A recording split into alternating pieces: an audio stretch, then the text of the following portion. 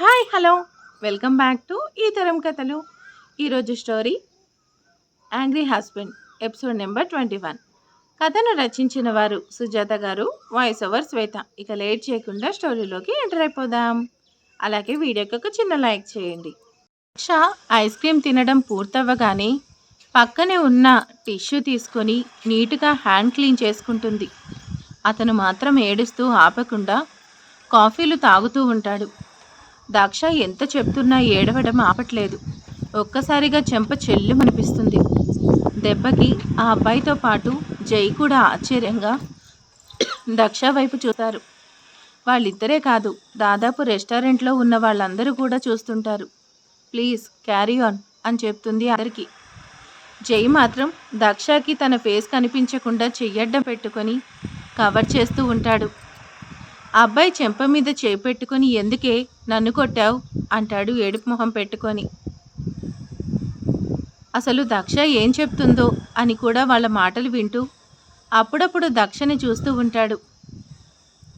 అసలు ఎందుకు ఏడుస్తున్నావు చెప్పు సుధీర్. ఈ కాంట్రాక్ట్ నాకు రాదని అంత ఖచ్చితంగా ఎలా చెప్తున్నావు? అసలు ప్రయత్నించకుండానే రాదు అని ఇలా ఏడుస్తూ కూర్చుంటావేంటి? అసలు ప్రయత్నించకుండా నేను ఓడిపోయానని ఒప్పుకుంటావా? జైకి కోపం చాలా ఎక్కువ. పైగా కొత్త వాళ్ళని ఎంకరేజ్ చేస్తాడో లేదో తెలీదు. ఇదేంటి వీళ్ళిద్దరూ నా గురించి మాట్లాడుకుంటున్నారు అని చెవులు రిక్కించి మరీ వింటూ ఉంటాడు జై. దక్ష చిన్నగా నవ్వి, నువ్వు మనం సినిమా చూసావా? ఇప్పుడు సినిమా గురించి అవసరమా అంటాడు సుధీర్. ఈ అమ్మాయికి కొంచెం తిక్కుందో, ఏదేదో మాట్లాడుతుంది అనుకుంటాడు జై కూడా. సినిమా చూసావా లేదా? చాలాసార్లు చూశాను అంటాడు సుధీర్. అన్నిసార్లు చూసావు కదా, స్టోరీ చెప్పు అంటుంది. నిజంగా ఈ అమ్మాయికి మెంటల్ అనుకుంటాడు జై. ఫస్ట్ హీరో ఫ్లైట్ ఎక్కుతాడు. అక్కడ వాళ్ళ అబ్బాయిని చూస్తాడు. కాదు వాళ్ళ నాన్నని చూస్తాడు. అంటే గత జన్మలో వారిద్దరూ తండ్రి కొడుకులు. తండ్రి గుర్తుపడతాడు కానీ కొడుకు గుర్తుపట్టడు. కాదు కొడుకే గుర్తుపడతాడు, తండ్రి గుర్తుపట్టడు. అంటే ఒకే జన్మలో ఇతని తండ్రి, తర్వాత జన్మలో ఇతనే కొడుకు అని కన్ఫ్యూజ్ అవుతూ ఉంటాడు సుధీర్. ఇక చాలా ఆపు. ఆ సినిమాని ఇన్నిసార్లు చూసి కూడా నువ్వు ఆ స్టోరీని చెప్పలేకపోతున్నావు. కానీ ఆ రైటర్, డైరెక్టర్ ఇద్దరూ కూడా ఆ స్టోరీ తీసుకొని అంత పెద్ద హీరోని ఎలా కన్విన్స్ చేశారు చెప్పు? ఆ కాన్సెప్ట్ కూడా కొత్తది కదా. వాళ్ళు ఎంత బాగా కన్విన్స్ చేసి ఉండకపోతే ఆ హీరో ఫ్యామిలీ మొత్తం అందులో నటించడానికి ఒప్పుకుంటారు చెప్పు? ఎవరు తప్పుగా అనుకోవద్దు ఫ్రెండ్స్ ఆ సినిమా పేరు వాడినందుకు అని తెల్లమొహం వేస్తాడు సుధీర్. వెరైటీ కాన్సెప్ట్ తీసుకోవడం గొప్ప కాదు, ఆ కాన్సెప్ట్ వాళ్ళకి చేరేలా బాగా కన్విన్స్ చేయాలి. ఇప్పుడు నువ్వు కూడా అంతే మిస్టర్. జైని కన్విన్స్ చేయగలిగితే కాంట్రాక్ట్ నీకే వస్తుంది కదా. అది కాదు దక్ష, వాళ్ళు కొత్తగా కన్స్ట్రక్షన్ బిజినెస్లో అడుగుపెట్టారు. ఒక పెద్ద ప్లేస్లో బిల్డింగ్ కట్టే కాంట్రాక్ట్ ఎవరికి ఇవ్వాలి అని డిసైడ్ చేస్తారు. నేను కొత్తవాడిని, నాకు ఇస్తారని గ్యారంటీ ఏంటి? అందుకే భయంగా ఉంది అంటాడు సుధీర్. ఈ కాంట్రాక్ట్ కనుక నాకు వస్తే నేను లాభం చేసుకోకుండా మంచి మెటీరియల్తో బిల్డింగ్ కట్టి మీకు అప్పచెప్తానని కన్విన్స్ చేయి. First impression is the best impression. నువ్వు నిజంగానే లాభాన్ని ఆశించకుండా మంచి మెటీరియల్స్ చేసి బిల్డింగ్ పూర్తి చేసి వాళ్ళకి ఇస్తే నీకు మంచి పేరు రావడమే కాదు, ఇంకా చాలా కాంట్రాక్ట్స్ వస్తాయి కూడా. నీకు మంచి పేరు కూడా వస్తుంది. మెటీరియల్ విషయంలో కాంప్రమైజ్ అవ్వను అని నిన్ను గుర్తిస్తారు. జై దక్ష వైపు రెప్ప వేయకుండా చూస్తూ ఉంటాడు. ఇంట్రెస్టింగ్ అనుకుంటాడు. కానీ దక్ష ఇవి పట్టించుకోలేదు. సుధీర్ని కన్విన్స్ చేస్తూ ఉంటుంది. కానీ అతను చాలా కోపిష్టి అని విన్నాను. ఆ మాటకి జై గుర్రుగా సుధీర్ వైపు చూస్తాడు. అతను కోపిష్టివాడైతే నీకేంటి, కాకపోతే నీకేంటి? నీకు మాత్రం కోపం లేదా? ఇందాకటి నుంచి 1/2 డజన్ కాఫీలు తాగావు. తాగిన ప్రతిసారి వెయిటర్ని పిలిచి షుగర్ తక్కువ వేస్తావు అని తిడుతున్నారు. మరీ ఇంత టెన్షన్లో నువ్వు కాఫీలో షుగర్ గురించి ఆలోచించి నీ కోపాన్ని మొత్తం అతని మీద చూపించావు. అది తప్పు కాదా? సుధీర్ అవును అన్నట్టు ఒప్పుకుంటాడు. జై దక్ష వైపు అభిమానంగా చూస్తాడు. అభినందనగా చూస్తాడు. గుడ్ జాబ్ అనుకుంటాడు. చూడు సుధీర్, మీ నాన్న ఫోన్ చేసి ఆ కాంట్రాక్ట్ మా అబ్బాయికి ఇవ్వండి అని అడిగితే ఆ కాంట్రాక్ట్ నీకు వస్తుంది కదా. కానీ నువ్వు కోరుకునేది అది కాదు. సొంతగా నీ కాళ్ళ మీద నువ్వు నిలబడాలి అనుకున్నావు. మీ నాన్న పేరు యూజ్ చేయకుండా ఒక కంపెనీ పెట్టావు. ఇప్పుడు కూడా మీ నాన్నగారి పేరు చెప్పకుండా నువ్వేంటో ప్రూవ్ చేసుకో. అప్పుడే కదా నువ్వు అనుకున్న గోల్ రీచ్ అవుతావు. Your right Daksha. నేను అనవసరంగా భయపడ్డాను. తప్పకుండా జైసాన్ని కన్విన్స్ చేస్తాను అని చాలా నమ్మకంగా చెప్పాడు సుధీర్. కన్విన్స్ చేయడమే కాదు, కాంట్రాక్ట్ కూడా సంపాదిస్తాను. Very good Sudheer. అంటే ఇలా ఉండాలి. ఇలా నమ్మకంగా ఉండు. సుధీర్ నమ్మకాన్ని చూసి జై అబ్బచ్చా అనుకుంటాడు. అక్కడున్న కాఫీ కప్ తీసుకెళ్లడానికి ఆ వెయిటర్ వస్తాడు. సుధీర్ అతను చేయి పట్టుకొని మనస్ఫూర్తిగా సారీ చెప్తాడు. పర్వాలేదు సార్ అని వెళ్ళిపోతాడు వెయిటర్. కొడితే కొట్టావు కానీ మంచి ఐడియా ఇచ్చావు అంటాడు సుధీర్. నువ్వు కూడా వస్తావా అని అడుగుతాడు. బాబు నీకోసం 2 అవర్స్ పర్మిషన్ తీసుకొని వచ్చాను. నేను ఆఫీస్కి వెళ్ళాలి కదా, లేకపోతే నా జాబ్ పోతుంది. ఓకే, ఇక నేను వెళ్తాను. అక్కడ ఉన్న తన సామాన్లు మొత్తం తీసుకొని కొంచెం ముందుకు వెళ్ళి మళ్ళీ వెనక్కి తిరుగుతాడు. 2 చేతులు థమ్స్అప్ సింబల్ చూపిస్తూ ఆల్ ది బెస్ట్ అంటుంది దక్ష. సుధీర్ చాలా నమ్మకంగా ముందడుగు వేస్తాడు. మావయ్య అనుకుంటుంది. అమ్మయ్య అనుకుంటుంది దక్ష. ఇక జై కూడా మెల్లిగా అక్కడి నుంచి తన ఆఫీస్కి వెళ్ళిపోతాడు. అసలు వీడు ఎలా కన్విన్స్ చేస్తాడో నేను కూడా చూడాలి, కానీ నేను అక్కడ ఉన్నట్టు ఎవరికి తెలియకూడదు అనుకుంటూ దక్ష కూడా ఆఫీస్లోకి వెళ్తుంది. ఇప్పుడు లిఫ్ట్ బాగా అయింది. చాలామంది లిఫ్ట్లో మీటింగ్ జరిగే ప్లేస్కి వెళ్ళిపోయారు. దక్ష రావడం జై చూస్తాడు. ఎందుకు తెలియదు కానీ తన పాకెట్లో నుండి కర్చీఫ్ తీసి కళ్ళు మాత్రమే కనిపించేలా తన మొహాన్ని కవర్ చేస్తూ కట్టుకుంటాడు. అనుకోకుండా ఇద్దరు ఒకేసారి లిఫ్ట్లోకి వెళ్తారు. ఎందుకో తెలీదు, జై మనసు మాత్రం సంతోషంగా పొంగిపోతూ ఉంది. మీరు ఏ ఫ్లోర్కి వెళ్ళాలి మిస్ అంటాడు జై. అది ఇవాళ ఏదో కాంట్రాక్ట్ మీటింగ్ జరుగుతుంది కదా, ఆ ఫ్లోర్కి వెళ్ళాలి, కానీ నాకు నెంబర్ తెలీదు అంటుంది. జై మెల్లిగా నవ్వుకొని 14th ప్రెస్ చేస్తాడు. థ్యాంక్స్ అంటుంది. ఓకే అన్నట్టు కళ్ళార్పుతాడు. ఎంత వద్దనుకున్నా కళ్ళు మాత్రం తన మాట వినట్లేదు. దక్షని చూస్తూ ఉంటాయి. ఈ రూమ్లోనే మీటింగ్ జరుగుతుంది అని చూపిస్తాడు జై. ఆ రూమ్ బయట నిలబడి గ్లాస్ డోర్లో నుండి తొంగి చూస్తుంది. జై తనని చూసి నవ్వుకుంటూ తన క్యాబిన్కి వెళ్తాడు. అటు నుంచి మీటింగ్ జరిగే రూమ్కి వెళ్తాడు. అందరూ ఎక్స్చేంజ్ చేస్తూ ఉంటారు. దక్షకి ఏమీ వినపడదు, కానీ చూస్తూ ఉంటుంది. సుధీర్ కూడా ఎక్స్ప్లెయిన్ చేస్తాడు తను ఎలా చెప్తున్నాడని. సుధీర్ని దక్షని బాగా అబ్జర్వ్ చేస్తాడు జై. దక్ష ఇచ్చిన ఇన్ఫర్మేషన్ వల్ల తను చాలా బాగా చెప్తాడు. జై కూడా ఇంప్రెస్ అవుతాడు. ఆ కాంట్రాక్ట్ సుధీర్కి వస్తుంది. అందరూ క్లాప్స్ కొట్టి సుధీర్ని అభినందిస్తారు. జై మాత్రం దక్ష వైపు చూస్తాడు. తను చాలా హ్యాపీగా కనిపిస్తుంది. ఇక అక్కడ ఉండకూడదు అనుకుందేమో, గబగబా వెళ్ళిపోతుంది. ఎలాగో లంచ్ బ్రేక్ అయింది కదా, లంచ్ చేసిన తర్వాత అగ్రిమెంట్ రాసుకుందాం అంటాడు జై.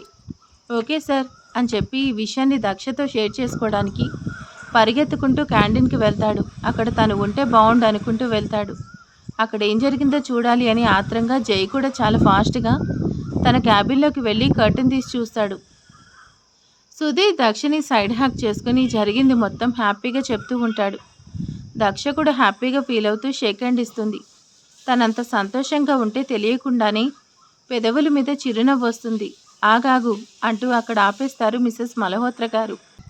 ఏంటంటే నువ్వు నిజంగానే సుధీర్కి తన టాలెంట్ చూసి కాంట్రాక్ట్ ఇచ్చావా, దక్ష కోసం ఇచ్చావా? లేదు, అంటే తనకి నిజంగానే మంచి టాలెంట్ ఉంది, కాకపోతే కొంచెం భయపడతాడంతే. తను చాలా బాగా ఎక్స్ప్లెయిన్ చేస్తాడు. కన్స్ట్రక్షన్స్ కూడా చాలా చక్కగా చేస్తున్నాడు. కావాలంటే మిమ్మల్ని అతని దగ్గరికి తీసుకెళ్తాను అంటాడు. నీ పెదాలు మాత్రం సుధీర్ టాలెంట్ చూసి కాంట్రాక్ట్ ఇచ్చానంటున్నాయి, కానీ నీ కళ్ళు మాత్రం దక్షని సంతోషపరచడానికి మాత్రమే సుధీర్కి కాంట్రాక్ట్ ఇచ్చావంటున్నాయి. ఈ రెండిట్లో ఏది నిజం అని అడుగుతారు మిసెస్ మల్హోత్రా. ఆంటీ, బిజినెస్ విషయాలు నేను అస్సలు కాంప్రమైజ్ అవ్వను. నిజంగా సుధీర్ చాలా చక్కగా కన్విన్స్ చేస్తాడు, అందుకే ఇచ్చాను అంటాడు జై. ఆ తర్వాత నువ్వు దక్షని ఎక్కడ చూసావు? జై ఏదో చెప్పబోతుంటే మిస్టర్ మల్హోత్రా గారి దగ్గర నుంచి ఫోన్ వస్తుంది. 2 నిమిషాలు మాట్లాడి ఫోన్ పెట్టేస్తారు. జై, నేను అర్జెంటుగా వెళ్ళాలి, మనం ఇంకోసారి మాట్లాడుకుందాం అంటారు. Okay aunty, bye. ఆంటీ, మీకు వెహికల్ ఉందా, నేను డ్రాప్ చేయనా? వద్దు జై, నేను వెళ్తాను, టేక్ కేర్. ఇక మళ్ళీ నేను నిన్ను కలవకపోవచ్చు, ఎందుకంటే రేపు మేము ఆస్ట్రేలియా వెళ్ళిపోతున్నాం. Okay aunty, happy journey.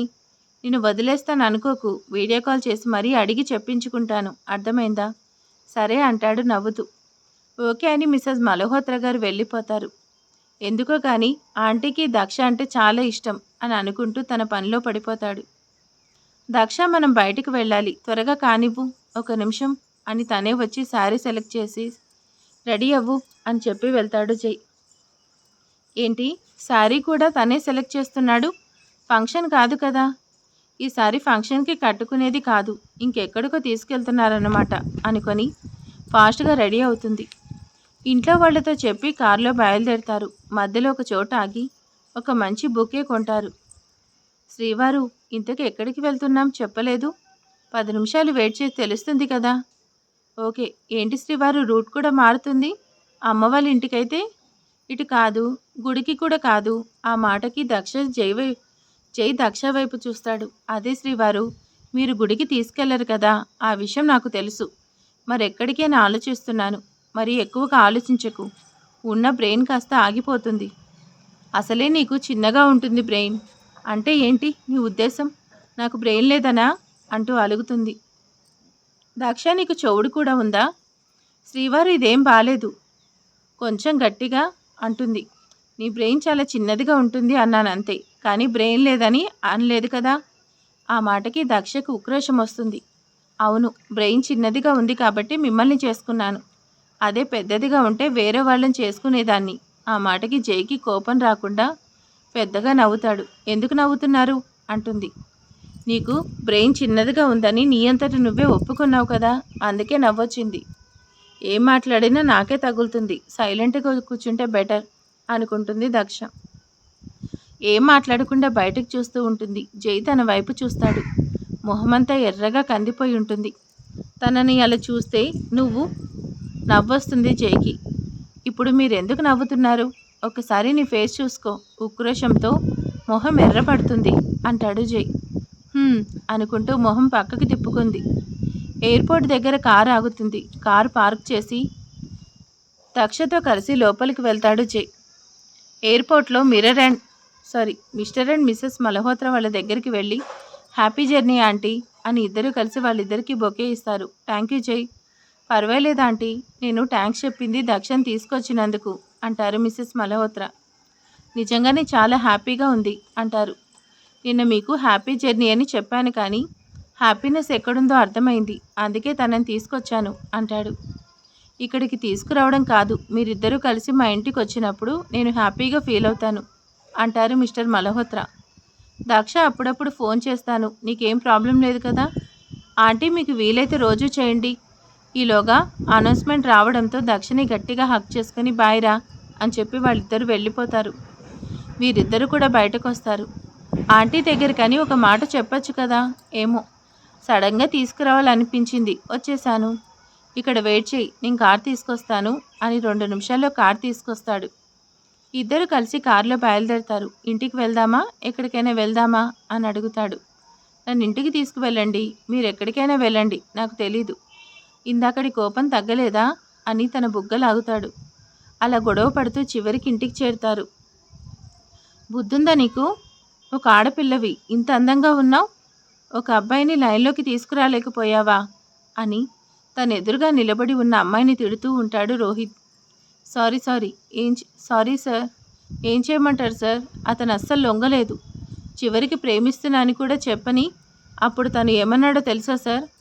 నాకు అంత టైం లేదు, వేరే వాళ్ళని చూసుకో అని చెప్పాడా అని ఎగతాళిగా మాట్లాడతాడు రోహిత్. కాదు సార్, రామాయణంలో ఒక అమ్మాయికి ముక్కు చెవులు కోస్తారు కదా, ఆ కోసినవాడు ఏ టైప్? నేను కూడా అదే టైప్. నోరు మూసుకొని పని చూసుకో అనవసరంగా అని ఆది గురించి చెప్తుంది కీర్తన. లవ్వు గివ్వు అని నా వెంట పడకు అని తిట్టాడు సార్. సరే వెళ్ళు, టైం చూసి ఏం చేయాలో నేను చెప్తాను అని తనని పంపిస్తాడు. 2 సార్లు నిన్ను పబ్లో చూశాను, ఫ్రెండ్స్తో మందు కొట్టడం చూశాను, అందరితో జల్సాగా తిరగడం చూశాను, కానీ అమ్మాయిల విషయంలో ఎంత పర్ఫెక్ట్ స్ట్రిక్ట్గా ఉన్నావా? అది మీ అన్నని దెబ్బ కొట్టడానికి అన్ని వైపుల నుంచి ట్రై చేస్తున్నాను, ఎవరు దొరకట్లేట్రా. మీరు దొరకపోయినా నేను నిరాశపడను. మొన్న రాఖీ తప్పించుకున్నాడు, ఇప్పుడు నువ్వు తప్పించుకోలేవు. అంతా పకడ్బందీగా ప్లాన్ చేస్తున్నాను, చూస్తూ ఉండు. నేను వేసే ప్లాన్లో నుంచి బయటపడాలంటే మీ అన్న తలకిందులుగా తపస్సు చేయాలి. నీతో పాటు ఆ లడ్డూగాడిని కూడా వదిలిపెట్టను. అందరినీ ఎక్కడ ఇరికించాలో అక్కడ ఇరికించి సంతోషపడతాను అంటాడు రోహిత్. జై నిద్రలేచేసరికి దక్ష రెడీ అయ్యి కౌసల్య సుప్రజ రామ పూర్వ సంధ్య ప్రవర్తతే అని వెంకటేశ్వర సుప్రభాతం పాడుతూ ఉంటుంది. దక్ష ఇంకొకసారి ఇలా పాడితే ఒప్పుకోను అంటూ చాలా కోపంగా అంటాడు. ఈరోజు మొత్తం కోపడను అని ఛాలెంజ్ చేశారు కదా, అప్పుడే అయిపోయిందా? జై నిద్రలేచేసరికి దక్ష రెడీ అయ్యి కౌసల్య సుప్రజ రామ పూర్వ సంధ్య ప్రవర్తతే అని సుప్రభాతం పాడుతూ ఉంటుంది. ఏం చేస్తున్నావు నువ్వు? ఏం పాడుతున్నావు అని కోపంగా అడుగుతాడు జై.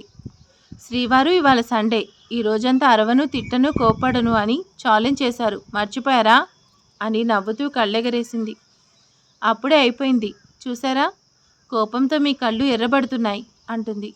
దీన్ని ఏమంటారు శ్రీవారు? అలాంటివి నేను మర్చిపోను. జై ఇక్కడ, నాకు గుర్తుంది అంటాడు గొప్పగా. మరి గుర్తుంటే అంత కోపంగా ఎందుకు వచ్చారు అని ఒక చెయ్యి నడుము మీద పెట్టుకొని అడుగుతుంది దక్ష. ఫాస్ట్గా ముందుకొస్తాడు. దక్ష 4 అడుగులు వెనక్కి వేసి గోడ కానుకుంటుంది. శ్రీవారు మీరు ఫ్రెష్ అవ్వలేదు, టచ్ చేస్తే ఒప్పుకోను. అసలు రాత్రి నిన్ను బెడ్ మీద అలా చూసిన తర్వాత ఇలాంటివన్నీ ఎలా గుర్తుంటాయిరా? అందుకే నిన్ను అలా గుర్తు చేసుకుంటూ ఉండిపోయాను, అంతేకాని బెడ్ మర్చిపోయి కాదు. ఆహా, బాగా కవర్ చేస్తున్నారు అంటుంది దక్ష.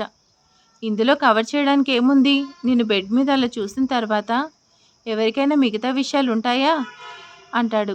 అలా వేరే విషయాలు గుర్తుపెట్టుకున్నారంటే మరి సన్యాసుల్లో కలవాల్సిందే. దక్ష గట్టిగా కళ్ళు మూసుకొని ఇంకా ఆపండి స్వామి అంటుంది. చిరాకు పడుతూ నన్ను కోపడద్దు అని చెప్పి నువ్వేంటి అరుస్తున్నావు? ఓడిపోయానని ఒప్పుకోండి, ఎందుకంటే చాలా కోపంగా బెడ్ దిగారు, నేను చూశాను అంటుంది. దక్ష డియర్, నేను కోపంగా బెడ్ దిగలేదు, హడావిడిగా బెడ్ దిగాను కాదు. అప్పుడు నేను చూశాను, మీరు కోపంగానే ఉన్నారు అంటుంది. నేను అంత హడావిడిగా ఎందుకు బెడ్ దిగాను తెలుసా? హలో, హడావిడిగా కాదు, కోపంగా దిగారు. ఎందుకు దిగారో కూడా నాకు తెలుసు. ఏం తెలుసు అంటాడు. ఏముంది, నేను వెంకటేశ్వర సుప్రభాతం పాడాను కదా, మీకు కోపం వచ్చింది, అందుకే ఫాస్ట్గా వచ్చారు అంటుంది. మీ కోపం తెప్పించడం చాలా ఈజీ కదా శ్రీవారు. అది కాదురా, ఈరోజు సండే కదా. అవును కదా శ్రీవారు. మరి సండే రోజు వెంకటేశ్వర సుప్రభాతం పాడొచ్చా? అది సాటర్డే కదా పాడేది. నువ్వు పొరపాటుగా పాడుతున్నావు కదా, అప్పుడు దేవుడికి నీ మీద కోపం వస్తుందేమో. మరి ఆ దేవుడికి కోపం వస్తే నీకు భయం కదా, అందుకని నువ్వు పాడాల్సిందే. అది కాదు అని ఆపమని చెప్పడానికి ఫాస్ట్గా వచ్చాను, అంతేకాని కోపంగా కాదు అంటాడు. ఆ మాటకి దక్షకి తల గిర్రును తిరుగుతుంది. మాట్లాడడం కూడా మర్చిపోయి తన వైపు చూస్తూ ఉంటుంది. మాట్లాడు అని తన మొహం మీద చిటిక వేస్తాడు. వామ్మో వామ్మో, నీ అబద్ధాలు తగలయ్యా, నేను ఒప్పుకోను. మీరు అబద్ధం చెప్తున్నారు, ఇదేమీ అబద్ధం కాదు. తప్పు పాడితే నిజంగానే మీ ఫేవరెట్ గాడ్కి కోపం వస్తుంది అని గబగబా వచ్చాను. నిజం చెప్తున్నాన్రా అంటాడు జై. దక్ష ఏడుపు మొహం పెట్టి మీరు ఓడిపోయి కూడా నిజం ఒప్పుకోవట్లేదు అంటుంది. అసలు బెడ్ స్టార్ట్ అవ్వకుండానే ఎలా ఓడిపోతాను? మళ్ళీ ఏదో సడన్గా గుర్తుకొచ్చి శ్రీవారు ఇది వెంకటేశ్వర సుప్రభాతం అని, దీన్ని శనివారం పాడతారని నీకెవరు చెప్పారు? అసలు మీరు దేవుడికి దండం పెట్టరు, దేవుడి మీద నమ్మకం కూడా లేదు, మరి ఇదేలా తెలుసు అని ఒక గొప్ప పాయింట్ లాగుతుంది దక్ష. జై కూడా అస్సలు తడబడకూడదు. ఒకసారి ఈ సాంగ్ మూర్తి గారి ఫోన్లో విన్నాను, అప్పుడు తనే చెప్పాడు అని తాపీగా చెప్పాడు. విశ్వామిత్ర ఎంత బాగా కవర్ చేశావు. ఇప్పుడు తెల్లారింది, ఇంకా నాకు 24 అవర్స్ టైం ఉంది. సరే రెడీగా ఉండండి అని మనసులో అనుకొని ఓకే శ్రీవారు, వెళ్ళి ఫ్రెష్ అవ్వండి అంటుంది. గుడ్ గర్ల్ అనుకుంటూ వాష్రూమ్కి వెళ్తాడు. శ్రీవారు మీ తెలివితేటల్ని మెచ్చుకోవాల్సిందే. నిజంగా మీకు కోపం వచ్చింది, అందుకే ఇంత ఫాస్ట్గా నన్ను తిట్టడానికి వచ్చారు. కానీ ఎంత బాగా కవర్ చేశారు. Hats off to you my dear శ్రీవారు. అయినా మీ కోపం తప్పించడం చిటికెలో పని అనుకుంటూ నవ్వుకుంటూ కిందికి వెళ్తుంది. జై కూడా లోపలికి వెళ్ళి ఫ్రెష్ అవుతూ ఆంటీ కొంచెంలో తప్పించుకున్నాను, లేకపోతే బెడ్లో ఓడిపోయేవాడిని. నేను అస్సలు ఓడిపోకూడదు. దక్ష ఏం చేసినా సరే ఇవాళ చాలా కూల్గా ఉండడానికి ప్రయత్నించడం కాదు, చాలా ప్రశాంతంగా ఉండాల్సిందే. 24 అవర్స్ కష్టపడితే తను దేవుడికి దండం పెట్టుకోకూడదు అని తనని లాక్ చేయాలి అనుకుంటాడు జై. బీ కూల్, నువ్వు చేయగలవు, all the best my boy అని తనకి తానే చెప్పుకొని సంతోషపడతాడు. ఇవాళ అంతా తను నాకు కోపం వచ్చే పనులు చేస్తుందన్నమాట. నేను చాలా జాగ్రత్తగా డీల్ చేయాలి అని అనుకుంటూ రెడీ అయ్యి కిందకొస్తాడు. గుడ్ మార్నింగ్ శ్రీవారు. గుడ్ మార్నింగ్ అంటాడు నవ్వుతూ. అబ్బా, ఏం నవ్వారండి బాబు. ఈ నవ్వు చూస్తే కదా నేను పడిపోయింది. ఇంతవరకు లేవలేదు శ్రీవారు. ఇంత అందంగా నా దగ్గర మాత్రమే నవ్వుతున్నారా? బయట కూడా ఇంకెక్కడైనా ఇలాంటి వేషాలు వేస్తున్నారు అని నవ్వుతూ కన్ను కొడుతుంది. అసలు ఏమనుకుంటుంది అని కొంచెం సీరియస్ అయ్యి వెంటనే సర్దుకొని బీ కూల్ అని మనసులో అనుకొని, ఈ జన్మకి తమరు చాలు దక్ష డియర్ అంటాడు నవ్వుతూ. ఏంటి, నాకు తెలియదు అనుకుంటున్నారా? ఆఫీస్లోను బయట తమరు వేషాలు. చీకట్లో ఒక రాయి వేస్తుంది. ఆఫీస్లో అనగానే మౌనిక గురించి శేఖర్ దీనికి నిజంగా తెలుసా? కావాలని ఇరిటేట్ చేస్తుందా అనుకుంటాడు. చెప్పిందంతా గుర్తొస్తుంది. ఒక్కదానివి నిన్ను మెయింటైన్ చేయడానికి 24 అవర్స్ కష్టపడాల్సి వస్తుంది. అసలు రెస్ట్ తీసుకోకుండా ఆఫీస్ చూసుకుంటున్నాను. మళ్ళీ ఇంకొకలంటే నాకు అంత బడ్జెట్ లేదు అంటాడు నవ్వుతూనే. ఓకే, నేను బ్రేక్ఫాస్ట్ రెడీ చేస్తాను అని వెళ్తుంది. ఎక్కడో ఒక చోట దొరుకుతారులే అనుకుంటూ వెళ్తుంది. ఇక్కడ ఉంది జై. నువ్వు తలకిందులుగా తపస్సు చేసినా నేను నీకు దొరకనులే అనుకుంటాడు. అందరూ బ్రేక్ఫాస్ట్ చేస్తారు. తినేటప్పుడు దక్ష ఏమీ అనదు. ఎందుకంటే ఆ కోపంలో తినడం మానేస్తాడని తన భయం. అది చెప్పు అన్నయ్య, నీకు ఏమైనా పనుందా? సరదాగా బయటకు వెళ్ళడానికి? కానీ అంత ఇంపార్టెంట్ ఏం కాదు. అయితే నాతో ఉండు. ఇద్దరం కలిసి ఆఫీస్ వర్క్ ఫినిష్ చేయాలి అంటాడు. ఎప్పుడు వర్కేనా? ఫ్రెండ్స్తో బయటికి వెళ్ళడం సండే కదా, ఎంజాయ్ చేయనివ్వదు అని అనుకుని అది ఈసారి మాత్రం చాలా ఇష్టంగా వచ్చి కూర్చుంటాడు.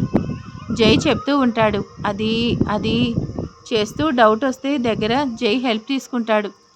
జై అయినా మధ్యలో ఆపుతాడు, కానీ అది చాలా సిన్సియర్గా చేస్తుంటాడు. తెలియనివి జైని అడిగి మరీ చెప్పించుకుంటూ ఉంటాడు. పర్వాలేదు, లైన్లోకి వచ్చాడు అనుకుంటాడు ఆదిని చూసి. రాకీ, నాకు ఐస్ క్రీమ్ తినాలనిపిస్తుంది, తీసుకొస్తావా? ఓకే అక్క అని బయటికి వెళ్ళి ఒక అరగంటలో ఐస్ క్రీమ్ తీసుకొని వస్తాడు. దక్ష జైకి ఎదురుగా కూర్చొని జైకి చూపించి మెల్లిగా తినడం మొదలు పెడుతుంది. జైకి అర్థమవుతుంది ఇది కావాలని తింటుందని. తనని గమనిస్తూనే ఆఫీస్ వర్క్ చేసుకుంటూ ఉంటాడు. జైకి కోపం తెప్పించాలని ఆపకుండా ఐస్ క్రీమ్ తింటూ ఉంటుంది. ఒకదాని తర్వాత ఒకటి లాగిస్తూ ఉంటుంది. జై తన దగ్గరకు వచ్చి చాలా కూల్గా నవ్వుతూ, దక్ష డియర్, ఇప్పటికే చాలా తిన్నావు, ఇంకా ఎక్కువ తినడం నీ హెల్త్కి మంచిది కాదు అని మెల్లిగా అది తీసుకెళ్లి ఫ్రిడ్జ్లో పెడతాడు. ఒక్క ఐస్ క్రీమ్ కూడా తిననివ్వరు. అలాంటిది ఎన్ని తిన్నా కానీ కోపం రావట్లేదేంటి? చాలా స్ట్రాంగ్గా ఉన్నాడు అనుకుంటుంది. బెట్లో గెలవాలని ఇద్దరు పంతంగా ఉంటారు, కానీ సరదాగానే. ఆది అలా జై దగ్గర కూర్చొని వర్క్ చేస్తూ ఉండడం శ్రీనివాసరావు గారు కూడా చూస్తారు. వెరీ గుడ్ ఆది, అన్నీ జాగ్రత్తగా నేర్చుకో. ఎందుకంటే నువ్వు చేసే ఒక చిన్న పొరపాటు వల్ల నష్టం జరగకూడదు. నీ కింద పనిచేసే వాళ్ళ ఫ్యూచర్ నీ చేతిలోనే ఉంటుంది. కాబట్టి నువ్వు చాలా జాగ్రత్తగా ఉండాలి. కొత్తగా పెద్ద బాధ్యతను స్వీకరిస్తున్నావు అని భయపడనక్కర్లేదు. నేను అన్నయ్య ఉన్నాం, నీకు హెల్ప్ చేస్తాం. థ్యాంక్ యూ తాతయ్య, కానీ జాగ్రత్తగా ఉంటాను అంటాడు ఆది. దీని కంటిన్యూ పార్ట్ రేపు వస్తుంది. ఓకే, ఇక మరి ఆ తర్వాత ఏం జరగబోతుందో నెక్స్ట్ పార్ట్లో చూద్దాం. ఈరోజు వీడియో ఎలా ఉందో ప్లీజ్ కామెంట్ చేసేయండి. Thank you for watching.